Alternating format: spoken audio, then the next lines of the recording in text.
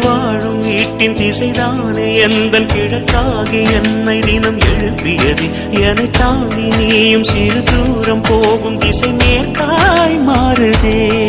நீ வீசி சென்ற ஒரு பார்வைதானே உயிர் வாழ வேண்டும் என தூண்டியது. என்னாலும் உந்தன் நிழல் மட்டும் போதும் என உள்ளம் வேண்டது. தனிமைகளா என்னை கொல்லும் தவணைகளா? தலைவனே எண்ணி எண்ணி உருகுது மனமிது. வெளிச்சத்திலும்